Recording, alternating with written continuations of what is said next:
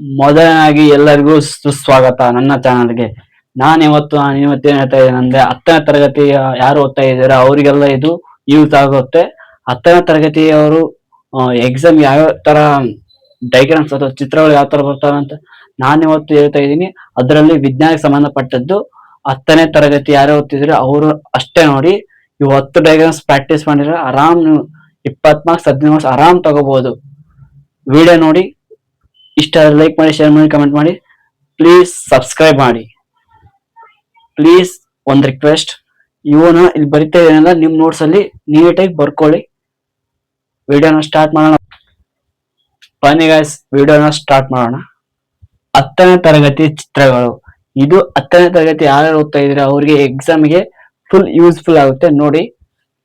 ಮೊದಲನೇದು ಹೂವಿನ ಭಾಗಗಳು, ಎರಡನೇದು ಮಾನವನ ಹೃದಯ, ಮೂರನೇದು ಮಾನವನ ಉಸಿರಾಟ ವ್ಯವಸ್ಥೆ, ನಾಲ್ಕನೇದು ಮಾನವನ ಮೆದುಳು, ಮಾನವನ ಕಣ್ಣು. ಈಸಿ ಇದೆ ನೋಡಿ ಭಾಗಗಳು. ವಿಜ್ಞಾನ ಬುಕ್ಗಳಲ್ಲಿ ಇದು ಇದೆ ನೋಡಿ, ಹೋಗಿ ಲೀಸ್ಟ್ ಬರ್ಕೊಳ್ಳಿ ನೀವು. ಇದೇ ಇಂಗ್ಲಿಷ್ ನಲ್ಲಿ ಯಾವ ತರ ಹೇಳ್ತಾರಪ್ಪ ಅಂತ ಬರೆಸ್ತೀನಿ ನೋಡಿ. ಹೂವಿನ ಭಾಗಗಳು ಅಂದ್ರೆ parts of the flower, parts of the flower. ಎರಡನೇದು ಮಾನವನ ಹೃದಯ ಅಂದ್ರೆ ಹ್ಯೂಮನ್ ಹಾರ್ಟ್.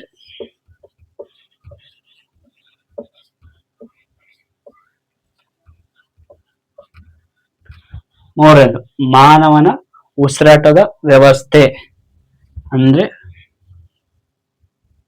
ಹ್ಯೂಮನ್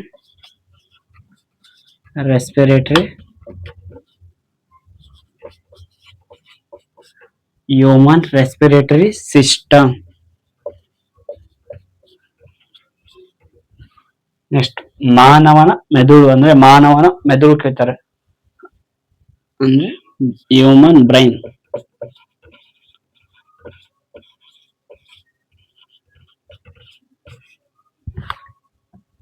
ಮಾನವನ ಕಣ್ಣು ಅಂದ್ರೆ ಐ.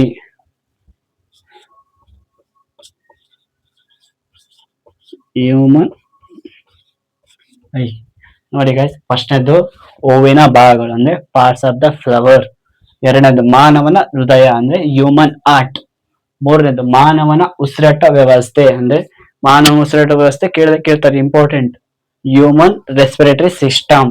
ವೆರಿ ವೆರಿ ಇಂಪಾರ್ಟೆಂಟ್, ಅಷ್ಟು ಇಂಪಾರ್ಟೆಂಟ್ ಬಟ್ ಅಷ್ಟು ಇಂಪಾರ್ಟೆಂಟ್ ಬರ್ಕೊಳ್ಳಿ.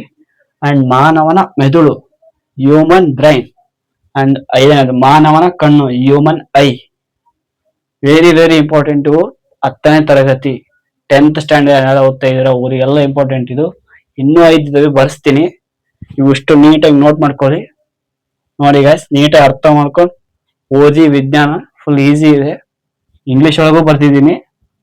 Parts of the flower, human heart, human respiratory system, human brain, human eye. ಇನ್ನೂ 5 ಇದಾವೆ ಬರ್ಸ್ತೀನಿ. ಈಗ ತಾನೇ 5 ಚಿತ್ರಗಳ ಹೆಸರು ನೋಡಿದ್ರಿ, ಇನ್ನೂ 5 ನೋಡೋಣ ಬನ್ನಿ. 6 ಮಾನವನ ಕಿವಿ, 7ನೇದು ಮೂತ್ರಪಿಂಡ, 8ನೇದು ಎಲೆಯ ಅಡ್ಡಛೇದ, 9ನೇದು DNA ರಚನೆ, 10ನೇದು ವಿದ್ಯುತ್ ವಲಯ. ಇನ್ನೊಂದ್ಸಲ ಹೇಳ್ತೀನಿ ನೋಡ್ರಿ. 6ನೇದು ಮಾನವನ ಕಿವಿ, ಮೂತ್ರಪಿಂಡ, ಎಲೆಯ ಅಡ್ಡಛೇದ, DNA ರಚನೆ, ವಿದ್ಯುತ್ ವಲಯ. ಇವು ಕನ್ನಡ ಮೀಡಿಯಂ ಯಾರು ಓದ್ತಾ ಇದಾರ ಅವು ನೀಟಾಗಿ ಬರ್ಕೊಳ್ಳಿ. ಈಗ ಇಂಗ್ಲಿಷಲ್ಲಿ ಓದ್ತಿರ್ತಾರಲ್ಲ ಅವ್ರಿಗೆ ಬರ್ಸ್ತೀನಿ, ಬರ್ಕೊಳ್ಳಿ. ಮಾನವನ ಕಿವಿ ಅಂದ್ರೇನು? Human year.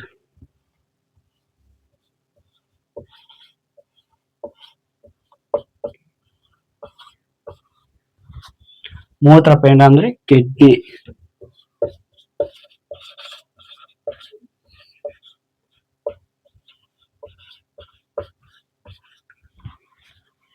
ಎಲೆಯ ಅಡ್ಡಛೇದ ಅಂದ್ರೆ ಟಿಎಸ್ ಆಫ್ ಲೀಫ್ ಅಂದ್ರೆ ಟಿಎಸ್ ಅಂದ್ರೆ transfer section of leaf. And DNA ರಚನೆ, DNA ಸ್ಟ್ರಕ್ಚರ್.